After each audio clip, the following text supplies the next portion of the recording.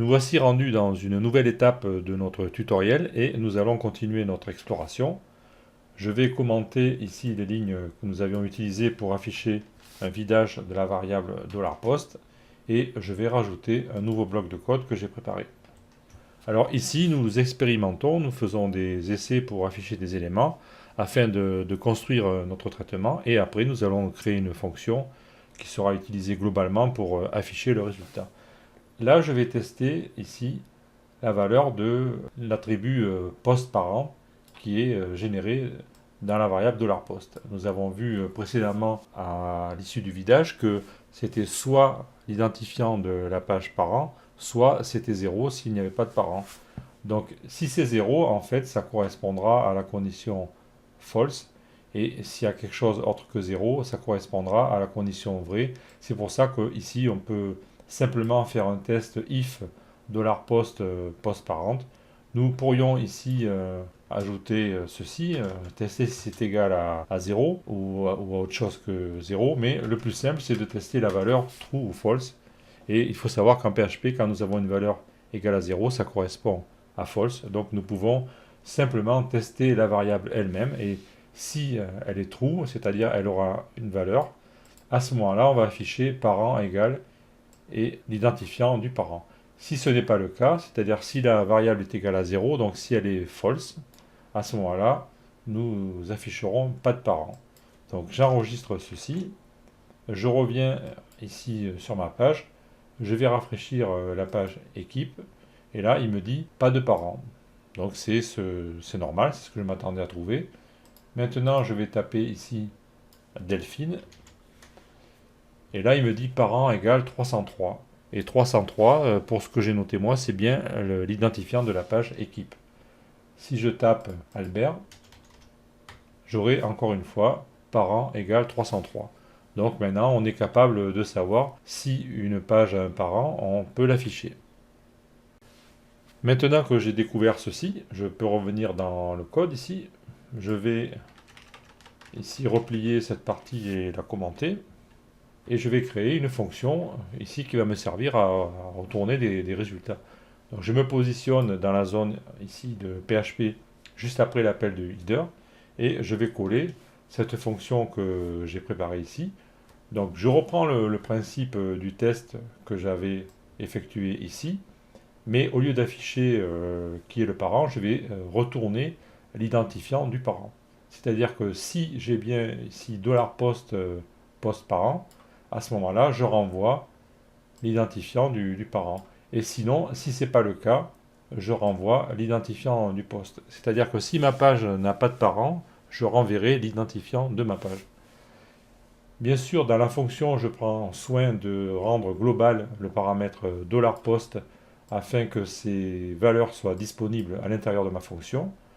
Et donc ma fonction est prête. Maintenant, je vais pouvoir afficher son résultat dans ma zone de bac à sable ici.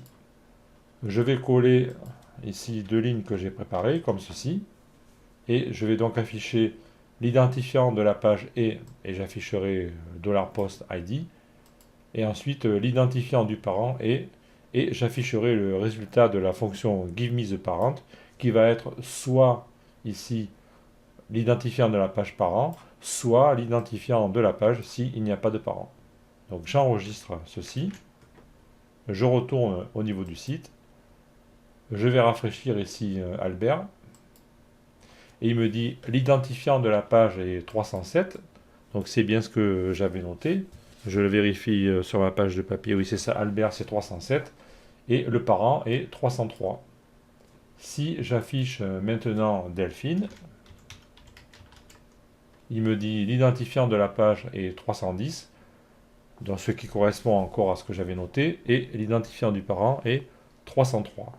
Et maintenant, si j'affiche la page équipe, il va me dire l'identifiant de la page est 303, et pour l'identifiant du parent, il va me donner la même chose, étant donné que cette page équipe n'a pas de parent.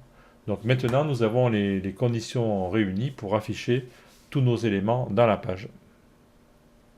Ensuite, nous allons nous intéresser à une fonction qui s'appelle getPages afin de récupérer des pages.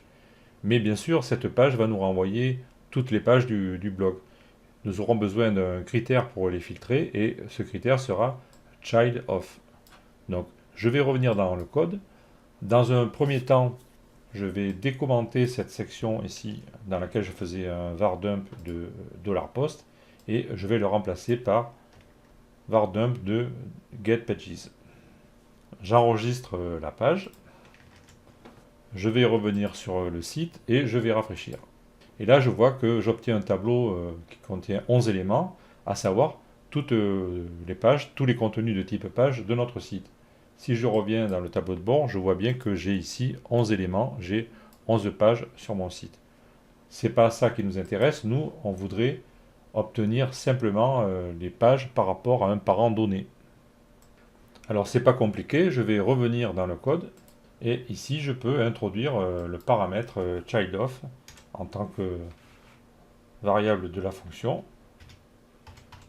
J'écris ici childOf égale, et donc j'ai dit que ma page équipe c'était 303, donc je tape l'identifiant 303 ici, j'écris correctement child, je vais donc lui demander de m'afficher les pages qui sont enfants de 303. J'enregistre, je reviens dans la page équipe, je rafraîchis, et cette fois-ci je vois que mon tableau ne contient plus que 3 éléments, c'est-à-dire mes 3 pages correspondant aux enfants. Et je vais voir ici que je peux aussi retrouver le champ post-parent avec l'identifiant 303. C'est exactement le même champ qui était présent dans la variable $post. Donc à chaque fois, j'ai ici les enfants qui ont pour parent 303. Voilà. Donc à partir de maintenant, je vais pouvoir créer un affichage définitif de toutes mes pages et de mes sous-pages. Je retourne dans le code de la page.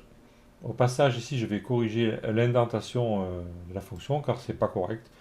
Vous voyez, il y a un décalage ici, afin que mes accolades soient fixées sur une même ligne verticale. Alors ça, pensez-y, c'est important dans la lecture de votre code, que votre code soit bien formé. Après, ça peut vous aider à mieux repérer des erreurs et des incohérences dans la distribution des blocs. Alors je vais me positionner en dessous de ma première fonction ici, toujours dans la zone de PHP, et je vais coller ici une nouvelle fonction que j'ai appelée page as child, c'est-à-dire est-ce que la page a des enfants. Donc à l'intérieur de cette fonction, je vais encore une fois rendre globale la variable $post afin de pouvoir utiliser ses propriétés. Et je vais affecter à une variable qui s'appelle $pageChild le résultat de la fonction getPages avec comme paramètre childOf est égal à l'identifiant de la page en question. Et je vais retourner ici le nombre d'éléments dans le tableau qui est retourné avec la fonction count de PHP. Si cet élément est positif, c'est-à-dire s'il y a plus que 0 élément, à ce moment-là, il y aura des enfants. Et si cet élément est égal à 0, c'est-à-dire que si le tableau est vide, à ce moment-là, il n'y aura pas d'enfants. C'est ce qu'on a vu ici lorsqu'on a fait ce test, que je vais d'ailleurs commenter ici. Et là, je vais rajouter une ligne comme ceci, en commentant cela. Et là, je vais dire simplement echo page as child. Donc je copie ici ceci. Et là, je vais le mettre dans l'écho. J'enregistre. Donc je récapitule. Ici, je vais afficher le résultat de cette fonction. Donc ça va être soit un chiffre, soit un 0. Et au passage, je vais rajouter un saut de ligne, sinon ça va pas être lisible. Ici, voilà, je rajoute un saut de ligne. J'enregistre. Je reviens dans le site. Ici, je suis sur la page équipe, donc je rafraîchis. Et là, je vois qu'il me donne le chiffre 3. C'est-à-dire que la page équipe a 3 enfants. C'est bien ce que je voulais. Et maintenant, si je tape Delphine, donc la page enfant, à ce moment-là, je vais avoir 0. Donc la page Delphine n'a pas d'enfant, c'est bien ce que j'attendais. Ma fonction est correcte. Maintenant, je vais pouvoir construire le code qui affiche tous mes éléments. Avant d'effacer tout ce bazar ici, maintenant qui ne nous sert plus à rien, puisqu'on va vraiment écrire le vrai code d'affichage, je vais quand même revenir ici sur la fonction give me the parent, et rappelez-vous que je vous avais dit qu'il y avait ici 2 lignes que j'avais mis en commentaire temporairement. Ces deux lignes, en fait, utilisent la fonction getPostAncestors dont on avait parlé au début. Donc je vais décommenter ces deux lignes, comme ceci.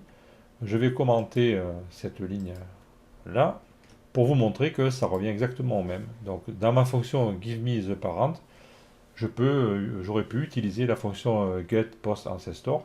Je vais redécommenter ces deux lignes ici, enregistrer, et je vais refaire l'expérience. Donc pour Delphine, je rafraîchis, il me dit l'idée de la page est 310, l'idée du parent est 303. Si je tape Albert, il me dit l'idée de la page est 307, l'idée du parent est 303. Et si je reviens sur la page équipe, il me dit l'idée de la page est 303 et l'idée du parent est 303, la même chose puisqu'il n'y a pas de parent. Ceci nous montre que les deux méthodes étaient équivalentes. Alors comme on a décidé d'utiliser le champ post-parent, je vais supprimer ces deux lignes ici. Je vais décommenter ces deux lignes, enregistrer. Je vais refaire juste un petit test pour vérifier que ça marche encore. Voilà, j'ai pas d'erreur. Donc maintenant, je peux vraiment enlever tout ce bazar. Je vais remettre tout d'aplomb comme c'était au départ. Voilà, comme ceci, j'enregistre.